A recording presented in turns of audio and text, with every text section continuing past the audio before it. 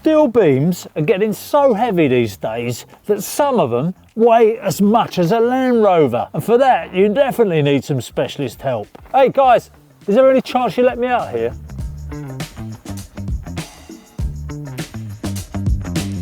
It doesn't matter whether you get 10 blokes, you're not going to get this thing in without some mechanical assistance. So what we've got here is steel beam lifters.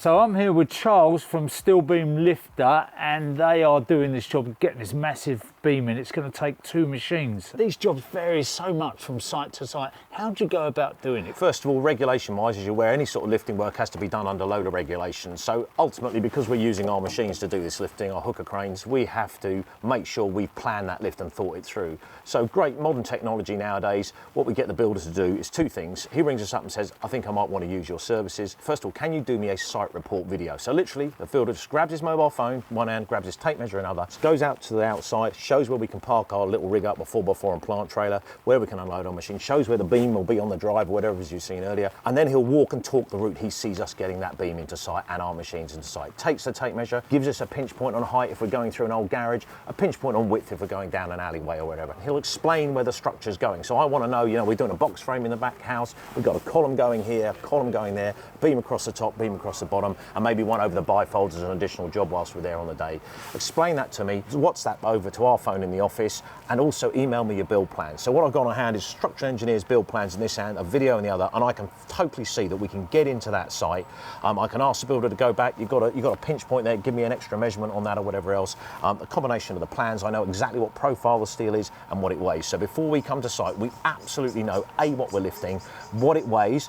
Okay, up to 1,000 kilos, we can stick on one machine. Once we go over 1,000 kilos like this beam today, about 1,200, we'll just put 2 machines on it. So this is just over the tipping This is point just of one over, machine. yeah, absolutely. Yeah. I've been humping steel beams in, get 10 guys around, you know, Yeah. they never all turn up. They don't all turn up at the same time. And then that's 10 guys you owe a favour to. If you can get one machine to do it, you're clean. Yeah. You don't owe anybody No, any and favours. as one builder said to me, he said the other thing, Chaz, is he said they're all in the trade, so you end up with 10 chiefs, no Indians. Generally, if it's say up to 600-700 kilos, then we just say, look, I just need 2 good guys, one on each end of the beam to sight us in as we're doing, to act as banksmen. And let's be honest, you know, we unload lorries, we move beams into site and we'll lift them and set them millimetre perfect with the machine. But it's up to the builder to move aquaprops on the day, to set the level of his beam and to bolt them together. But beyond that, we beat gravity. So just say, send me 2 good guys who know their stuff to level the beam for you, 1 at each end. Obviously, if it's a bigger beam like this, then often, you know, or we're getting into 1.8 tonnes and stuff, then we'll say really you need 3, maybe 4 guys on site. But generally, 2 good guys who know their stuff. One thing that the builders did tell me is that on the drawing, this was going to be a beam and block floor. Yeah. And they said that's going to be a problem because not only have they got to lay the beam on the floor, Yeah. they've also got to get your machines on here. Yeah. So they had a word with the building inspector and then they changed it to a cast and the slab, reason they wanted the beam and block was for radon.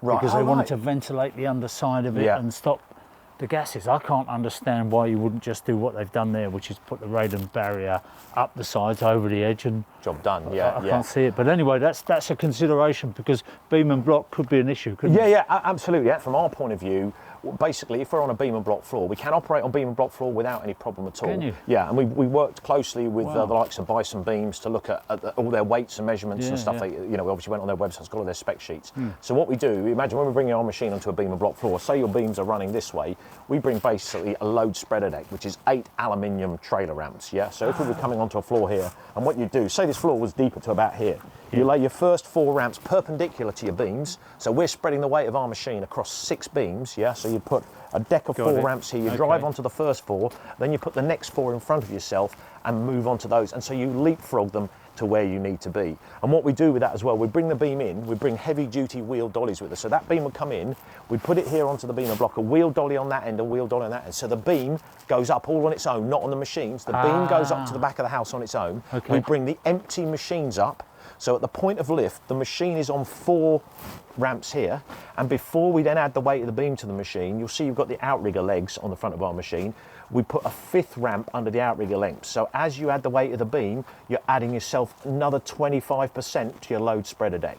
And we have done literally hundreds of lifts off beam and block floor. We've never cracked a block, never cracked a beam. Or anything. Really? Yeah, I was going to say, would you prefer them to leave the blocks out or leave the blocks in? No, blocks in, it's just easier from point of view of rolling up. The only thing they have to be aware of is obviously what they should do is leave the blocks out here so they're propping the house to the sub base. So if you were going to take those beams out, you'd want to leave 2 positions. Absolutely right. Yeah, Two spot on, blocks Roger. Yeah, out. you know, you've got a full floor here, and then just every now and again you've got the first four blocks missing or whatever thereabouts. That's yeah, useful for absolutely. people to know because, Yes, as I say, they abandoned the block and beam here because of that specific Right. Okay. problem. Yeah, that's interesting. They could have done it. And the other very clever bit about this is these prop pals. A guy called Steve runs Prop Power, really helpful guy. The absolute perfect solution for needling through the back of the house. You only have to take a single brick out. So the great thing is when you're pushing through a wall, you're not creating this great cavity to take an old bit of box section that you might have had from a previous job or an old bit of RSJ. You take single bricks out and you can see the beam goes straight through the wall. Here it's slightly different because it's a cavity wall. Yes. But if you had a block on the inside, you would take a brick out on the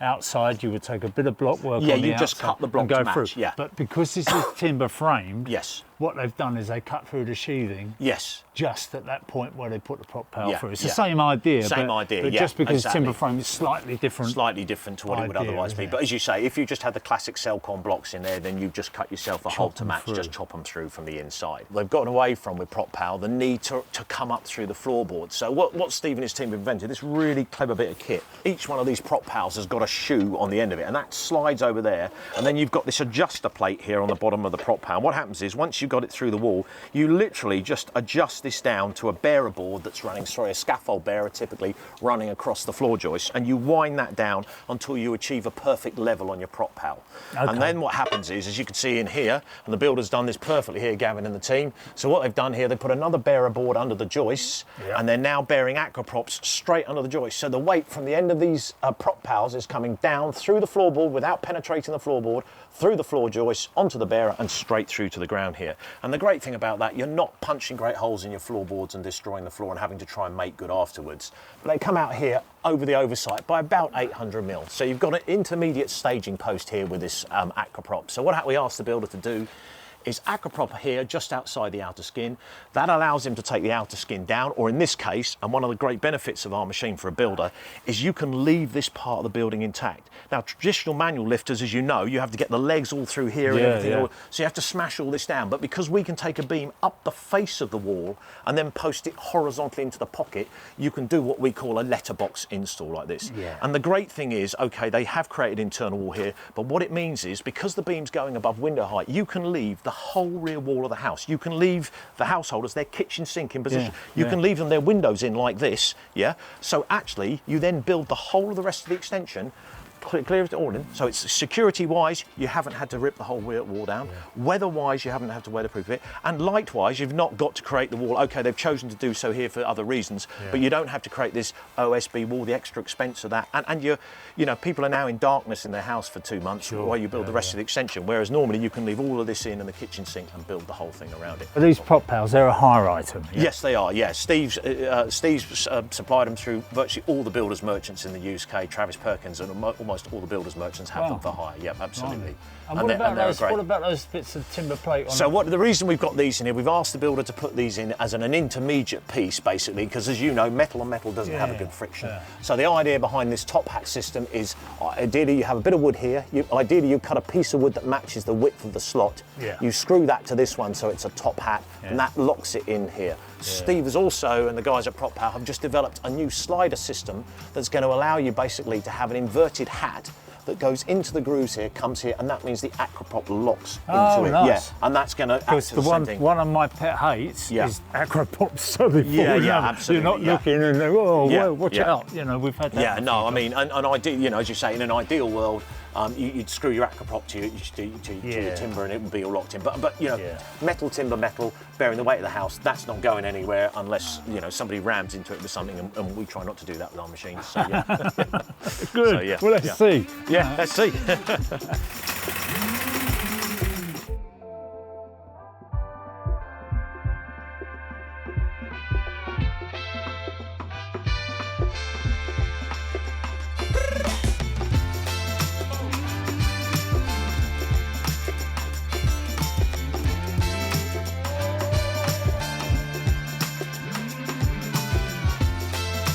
We'll leave it there, guys, and then we'll get the other machine round to take some ownership of this end, and then we can lift it and bring the track dolly to where we want it.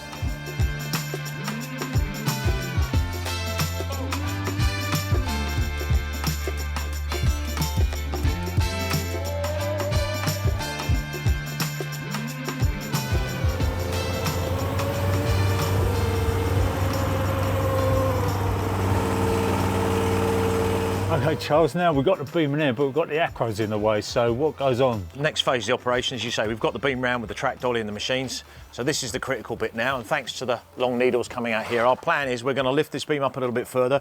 We're going to push it in a little bit closer here, put it on some heavy duty bandstands, but as you'll see, the beam will effectively be tight, just kissing up against the acca props. And if you look up above here, we've got this lovely extension of the prop pal coming out, an extra 800mm. So once we've got the beam to there and it's all set and secure, the builder will take one spare acca prop. He's going to go to the end pocket of this prop pal here, slot it into the lock-in pocket that does such a great job of holding the acca prop in place.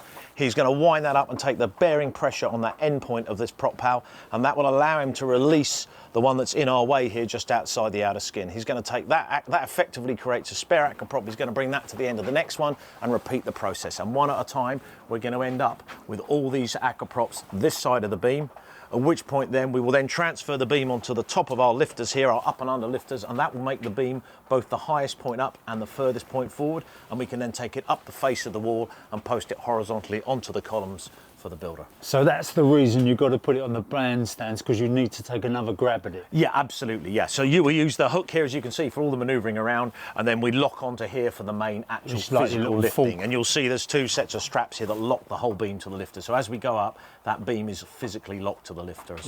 I think you've thought about this, haven't you? yeah, tell us about it. It's been a process of evolution, that's for sure, yeah, absolutely.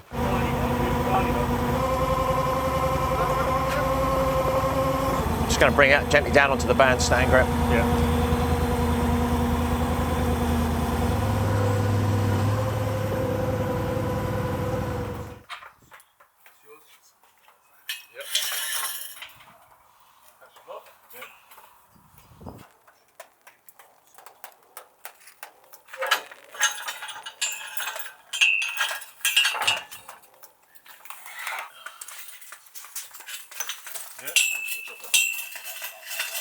So I noticed you strapped this on now, you've unstrapped it. What's going on here? Yeah, all I was just resetting the machine slightly, because what we want to do is make sure we've got the headstock here parallel with the beam, so it's a nice square on lift. All the acras have been moved over now, and now we're going to put these straps around here, and we're locking that beam onto the lifter before we lift it. So I just wanted to get this absolutely square with the beam, so we've got a nice snug fit. You're going to get those joist ends into the web? Absolutely, yeah. So what, have you measured that? Is that so tight or what? What'll happen is we leave that very much to the builder. I mean, you can see here where he's set his heights and so on, so we're hoping he's bird mouthed it right to get it in there. You know, one of the benefits of our machine, and I'm sure you've seen this with steel beams, is sometimes you go to put them in, and where you're trying to bird mouth over the beam, over the joist like this, they don't fit. And if it's on a manual lifter and you're wobbling it all about trying to get it with this, if it goes in and it's not right, we can just bring it out a couple of feet, take the recip saw, chop it all back a bit, and then we'll go back in again. So the builder told me that there's a 30mm difference. These joists aren't level by any means. Absolutely, yeah. And particularly in older houses, people say, oh, I've measured the joist, but you'll get a joist that's bowed down over 60 years that way, and the next one bowed up, and they might have cut 20mm off all of them, but they don't match. Jib out, Mark, that's good. Keep coming. Lovely, stop there, just tilt back slightly, that's it.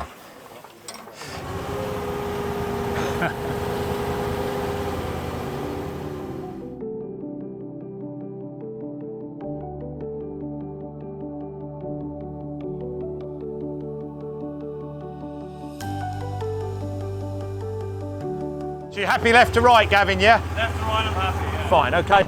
I can't believe that went in.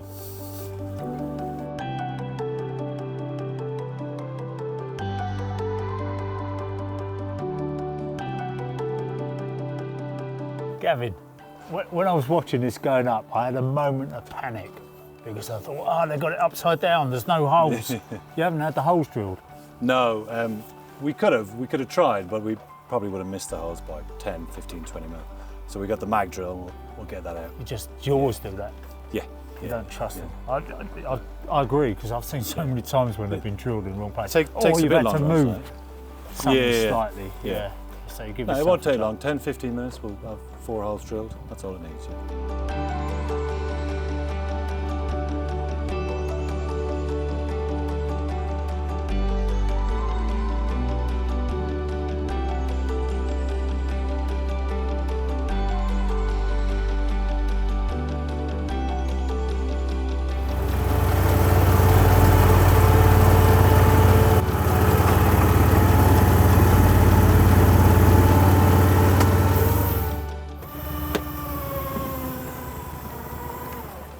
To wrap microphones.